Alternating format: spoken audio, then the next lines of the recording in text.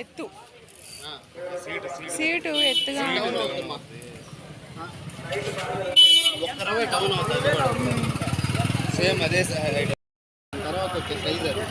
హితేష్ ఇది చూడు కొంచెం హైట్ ఇది తీసుకుంటే నీకు కొన్ని ఇయర్స్ వస్తుంది.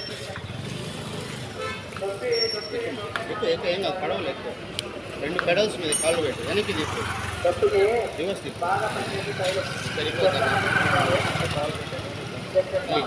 కింద పోతే కొంచెం నిఘా తీసు. మోకాళ్ళ అరుగుదల వచ్చిన వాళ్ళకి, ఈ షోల్డర్ బాగా నొప్పి ఉన్న వాళ్ళకి